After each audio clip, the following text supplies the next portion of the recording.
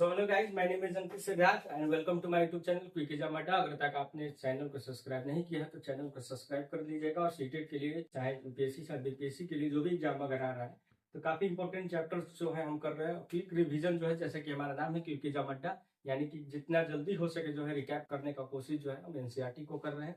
और एक एक पॉइंट को हम लोग करेंगे, कोई भी ऐसा महत्वपूर्ण पॉइंट नहीं होगा जो आपका छूट जाएगा। ये मेरा चैलेंज है आपको, ठीक है। चलिए, तो इसका पीडीएफ आपको टेलीग्राम में मिल जाएगा, वहां से भी आप ले सकते हैं, ठीक है। मेरा नाम है अंकित सिद्धार्थ। तो चलिए शुरुआत करते हैं हम। तो हमारा 8वां जो चैप्टर है यानी कि ग्रामीण क्षेत्र में आजीविका, ठीक है। आजीविका यानी कि रहन सहन के काम में जो हम लगे रहते हैं, उसमें बहुत सारे कार्य ऐसे हैं जो मतलब कि हमको जीवन जीने का अधिकार है, ठीक है। यानी कि आर्टिकल 21 में हमको जीवन जीने का अधिकार मिला है ना, उसमें तो आजीविका पालन करने का भी हमारा अधिकार है, ठीक है। आजीविका, तो इन सब चीजों को कैसे हम व्यवसाय करें, कैसे हम अपना जीवन जिए, इसके लिए क्या जरूरी है। कोर्ट ने कहा है कि इसके लिए जरूरी है आपको आजीविका भी आपका अपना अधिकार है। हमने पढ़ेंगे आगे भी हम लोग, ठीक है। 7 और 8 में हम लोग ज्यादा इसके बारे में डिटेल पढ़ेंगे। चलिए, तो यह अध्याय बताता है कि गांव के लोग जो है अपने जीवन यापन के लिए किन किन तरीकों पर निर्भर रहते हैं और किस प्रकार के उनके काम करने के तरीके जो है मौसम और आर्थिक परिस्थितियों को जो है वह क्या है प्रभावित जो है वह करते हैं, ठीक है। आइए हम देखते हैं ग्रामीण क्षेत्र में आजीविका का साधन क्या है।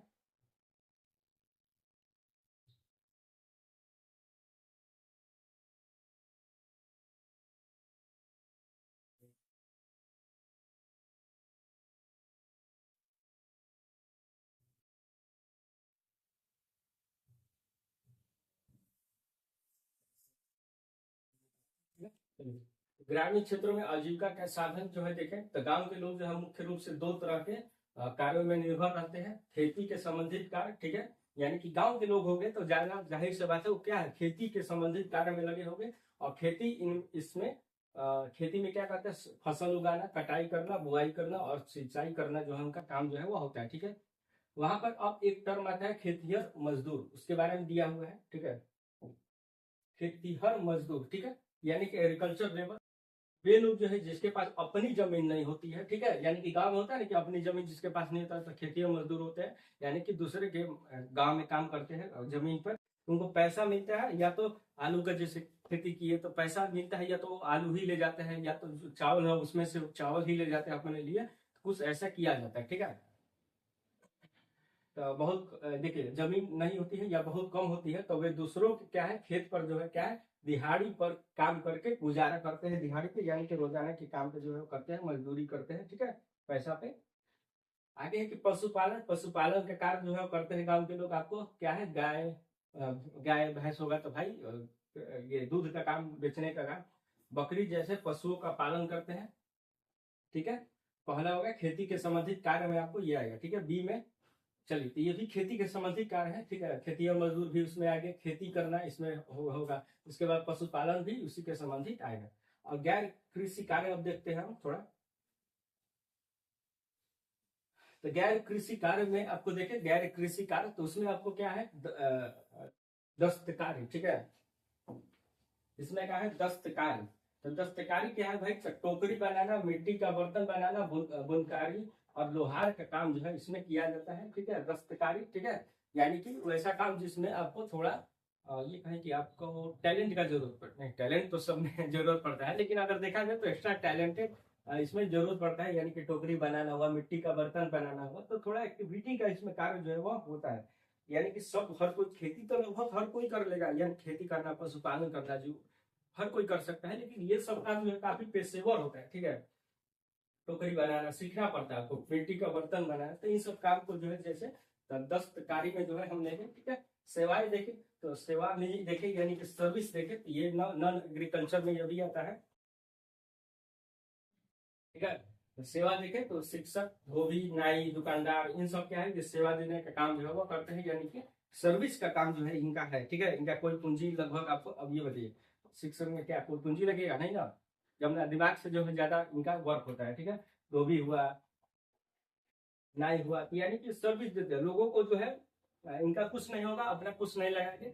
लोग जो करेंगे उनके हिसाब से जो है जैसा वो डिमांड करेंगे काम को वैसा करेगा। बाल काटना है तो भाई अपना शरीर लेके जाके बाल कटवाए कहेंगे, उसको पैसा दे देंगे। तो वैसा कुछ थोड़ी ना वो आपको दिया, पैसा के बदले कुछ दिया, सर्विस दिया आपको, ठीक है। ये होता है सर्विस। मुझे पता है, अब इतना तो जूनियर है नहीं कि आपको इन सब चीजों को ज्यादा डिटेल में बताना पड़े। चलिए आगे है कि दुग्ध व्यापार, ठीक है, डेयरी यानी कि दूध का उत्पादन और बेचना जो है इसमें शामिल है। तो उसमें भी शामिल है, ठीक है, पशुपालन, ऐसा इसमें पशुपालन ही होगा, ठीक है, पशुओं का पालना, ठीक है। आगे है कि दूध का उत्पादन और बेचना जो है क्या है, दूध उत्पादन में आपको आएगा, ठीक है।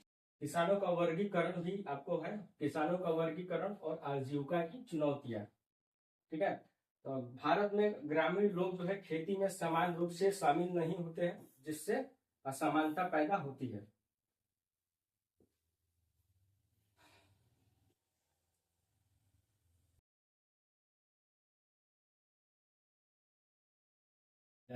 बोलते बोलते जो है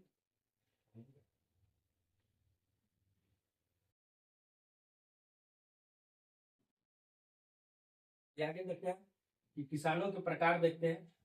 ये थोड़ा थोड़ा ध्यान दीजिएगा स्लाइड पे, जो मैं बताऊंगा स्लाइड पे ज्यादा ध्यान फोकस करना है मेरे ऊपर, ठीक है, जिससे आपको ये समझ में है। देखिए, किसानों के प्रकार, विशेषताएं और आजीविका की स्थिति, ठीक है। तो बड़े किसान जो होते हैं सबसे अधिक उनके पास जमीन होता है। किसानों के भी प्रकार कई प्रकार के होते हैं, यानी हम पढ़े ना अभी यहाँ पे कि ये ग्रामीण खेती भी समान रूप से जो शामिल नहीं होते, यानी कि किस प्रकार से आइए पढ़ते हैं, यानी कि भिन्नता भी है, इसके वजह से ज्यादा जो किसान वर्ग जो है वह नहीं हो पाता है भारत में उस प्रकार से डेवलपमेंट, ठीक है। तो बड़े किसान भी होते हैं इसमें जिनके पास 10 एकड़ से भी, ऐसा किसान होगा जिनके पास बहुत एकड़ जमीन होगा, ऐसा किसान होगा जिनके पास कुछ जमीन ही नहीं होगा, समान रूप से उनके पास जमीन ही नहीं है, ठीक है। तो अपनी जरूरतें पूरी करने के बाद भी वो क्या है, बाजार में बेच देते हैं। जाहिर सी बात है कि जब आपके पास 10 किलो आप खाते हैं साल भर में, मान लीजिए खाते हैं 100 किलो खाते हैं, ठीक है, अनाज 100 किलो खा लेते हैं चावल, ठीक है। और मान लीजिए आपके पास होता है 200 किलो, 200 केजी होता है, तो भाई जाहिर सी बात है कि 100 किलो होगा तो 100 किलो क्या करेगा आप, आपको इसको सेल कर दीजिएगा, ठीक है, इसको सेल कर दीजिएगा। इसी को क्या कहते हैं, इसी को सरप्लस कहते हैं, जो सेल किया ना इसको सरप्लस कहते हैं, अधिधेय अधिशेष, ठीक है। इसी को जो है यानी कि जो सेल कर दीजिएगा, एक्स्ट्रा आपको बचेगा तो सेल कर दीजिएगा। तो भाई आप किसान होने के साथ ही अपना जो काम है वो तो कर ही रहे हैं, साथ में आप जो है सेल भी कर दे रहे हैं, यानी कि आप एक बिजनेसमैन की तरफ भी वर्क जो है वह कर लेते हैं। आप समझ गए, क्लियर हो गया। चलिए चलिए, तो 10 एकड़ से अधिक जमीन होता है जिनके पास, ये है, और अपनी जरूरतों की पूरी करने के बाद भी वो बाजार में बेचने के बड़े सरप्लस जो है वो बचता है, ठीक है। मझौले किसान देखिए, यानी कि मीडियम वाले किसान, मध्यम मात्रा में जमीन होता है 210 एकड़, अपनी परिवार की जरूरतें पूरा कर लेते हैं, लेकिन अधिशेष जो है वह कम होता है। लेकिन ऐसा भी किसान होगा जो अपनी जरूरतें तो जो है पूरा तो कर लेते हैं, ठीक है, खाने पीने का साल भर का इंतजाम हो गया, लेकिन अब उतने पास एक्स्ट्रा उनके पास नहीं बचता है धान या कोई भी चीज, ठीक है, जो उपजाते हुआ है कि मार्केट में जाके सेल कर पाए, जिससे वो पैसा जो है कमा पाए। समझ गए, क्लियर। चलिए, तो ये क्या करेंगे, इसके साथ ही वो वर्क भी, यानी कि दूसरा फील्ड में भी वो काम करेंगे जिससे वो पैसा कमा सके, कोई सर्विस का काम या मजदूरी का काम कोई भी करेंगे, ठीक है, वैसा किसान। छोटे किसान, अब देखिए सबसे निम्न स्तर पे जो किसान होता है छोटा किसान, तो बहुत कम जमीन होता है, यानी कि ना के बराबर भी इनके पास जमीन होता है।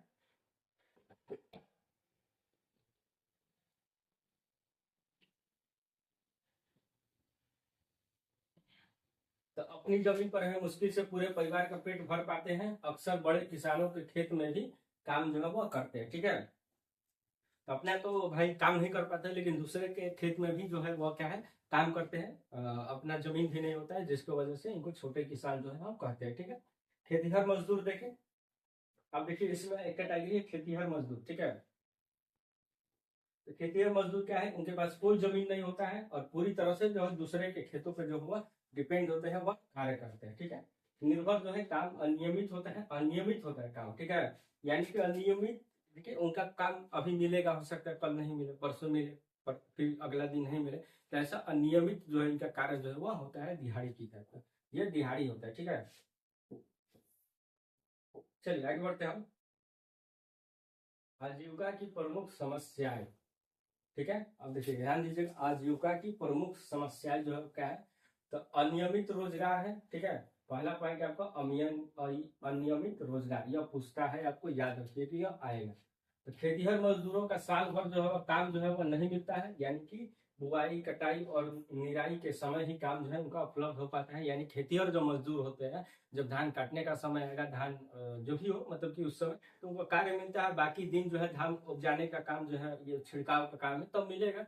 फिर इसके बाद उनको काम जो है नहीं मिलता है, तो साल भर काम नहीं कर पाते, साल में 2-3 बार उनको वर्क मिल पाता है, जिससे कमाई उनका बढ़िया से जो है वह नहीं हो पाता है। ठीक है, इसको हम देखेंगे अनियमित रोजगार जो है, इसी को जो है वह कहते हैं। ठीक है, अब इसके बाद क्या है, देय। ठीक है, इसके बाद पॉइंट आता है आपको कर्ज, यानी कि कर्ज को होता है जो साहूकार होते हैं, जो गांव में जो होते हैं, तो छोटे किसान जो होते हैं, बड़े किसान है, जो छोटे किसान होते हैं, वो अपना धान की खेती के लिए आपको बीज जो है दूसरों से ले लेते हैं। ठीक है, छोटे किसानों का बीज जो है, खाद कीटनाशक खरीदने के लिए क्या कहते हैं, साहूकार जो होते हैं उससे ये पैसा ले लेते हैं, किससे, ऊंची ब्याज से। ठीक है, यानी कि बैंक तो जल्दी देता नहीं है, अब तो ग्रामीण बैंक है उसमें क्या है, ले सकते हैं। ठीक है, लेकिन ज्यादातर जो है साहूकार गांव में होता है, जो आपको पैसा जो है वो देता है। ठीक है, साहूकार जो बड़े जमींदार जो होते हैं गांव में, ठीक है, तो वो पैसा देते हैं और कर्ज लेना पड़ता है। और फसल बर्बाद होने के बाद वे कर्ज से क्या होता है, वो कर्ज के चक्कर में वह फंस जाते हैं, और इसके बाद क्या है, उनको जमीन अपना जो है गिरवी रखना पड़ता है, और वो जमीन बाद में क्या होता है, साहूकार को जो है वह हो जाता है। ठीक है, समझे। और फिर इसके बाद छोटे किसान कहीं का नहीं रह जाते हैं, वो क्या होते हैं, फिर से डाउनफॉल पे आ जाते हैं। देखते हो अभी विभाग में बहुत सुसाइड रेट का ज्यादा आपको सुसाइड का दिखाता है। चलिए, मौसम पर निर्भरता आप देखें, मौसम पर निर्भरता, तो भारत में ज्यादातर खेती मानसून पर निर्भर करती है। ठीक है, अच्छी बारिश न होने पर क्या होता है, आजीविका खतरे में पड़ जाती है। यानी कि भारत का अभी भी उतना टेक्नोलॉजिकल हमारा नहीं है। ठीक है, जिसके वजह से मौसम पे हम ज्यादा जो है वह डिपेंड है, तो वही कर रहे हैं बात। ठीक है, चलिए, तीसरा है कि कृषि चक्र, चक्र किसे कहते हैं, और मौसम। ठीक है, कृषि चक्र और मौसम, ये पूरा का पूरा समझिए, सब कुछ एनसीईआरटी है। ठीक है, चलिए, तो ग्रामीण आजीविका पूरी तरह से कृषि कृषि चक्र पे जो है वह निर्भर करती है। साल का महीना किसी न किसी, ये क्या कहते हैं, साल का हर महीना किसी न किसी कृषि गतिविधि यानी कि बुआई निराई कटाई से जुड़ा होता है। ठीक है, इसको अब देखिए आगे है कि खरीफ फसल किसको कहते हैं। ठीक है, ये पूछेगा, याद रखिएगा, ये आएगा। ठीक है, तो खरीफ फसल किसको कहते हैं, तो जून से लेकर अक्टूबर तक, जैसे कि धान चावल, और इन इन इस दौरान जो है मजदूरों को जो है सबसे ज्यादा काम जो है वह मिलता है। ठीक है, इस दौरान खरीफ। ठीक है, अक्टूबर, ये जून से लेकर अक्टूबर तक। ठीक, इसके बाद रबी फसल जो है, रबी फसल देखते हैं, तो रबी अक्टूबर अक्टूबर से लेके क्या है, मार्च तक इनका कार्य होता है, जैसे कि गेहूं।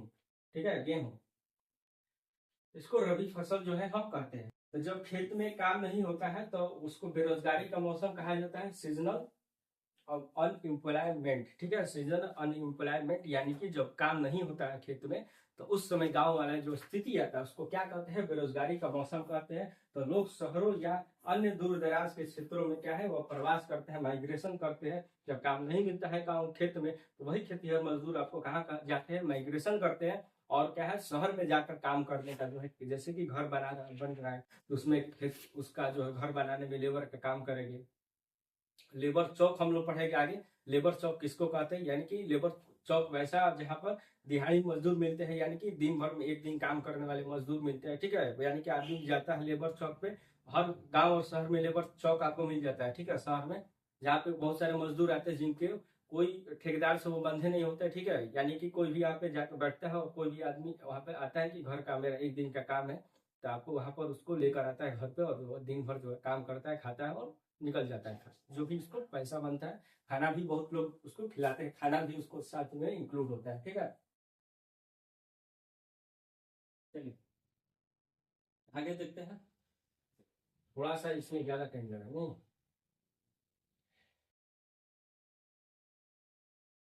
चलिए, आगे है कि वन और मछली पकड़ने का निर्भर आजीविका है। ठीक है, इसमें क्या है, जाहिर सी बात है, वन और मछली पकड़ना, तो खेती के अलावा कई ग्रामीण समुदाय जो है अन्य प्राकृतिक संसाधनों पर क्या है, निर्भर करते हैं, वन आधारित आजीविका। ठीक है, वन आधारित आजीविका देखें तो जाहिर सी बात है कि आदिवासी समुदाय जो है वन उत्पादन, जैसे कि शहद का काम, फल बेचने का काम, लकड़ी का, जड़ी बूटी बेचने का काम इकट्ठा करके उनको बेचकर क्या है, गुजारा जो वह करते हैं। मुझे नहीं लगता है कि इसको समझाने का, एक्सप्लेन करने का जरूरत है। ठीक है, वन उत्पादनों में उत्पादक जैसे वन उत्पादक, ठीक है, यानी कि फॉरेस्ट प्रोडक्ट क्या होता है? फॉरेस्ट प्रोडक्ट हो सकता है, शहद हो सकता है, पत्ती हो सकती है, जड़ी बूटी हो सकती है, ठीक है, जो मैंने पौधा से यानी कि मिलता है, जो हमको उत्पादन यानी कि प्रोडक्ट मिलता है, ठीक है। तो वन उत्पादक उसे ही कहते हैं, मेडिसिन भी आपको वन उत्पादन में आएगा, ठीक है। तो इन सब चीजों को जान सकते हैं। वन विभाग की अनुमति के बाद ही काटा या देखिए वन उत्पादकों को क्या है, वन विभाग की अनुमति के बाद ही काटा या इकट्ठा किया जा सकता है। आगे देखते हैं। समुद्री तटीय आजीविका।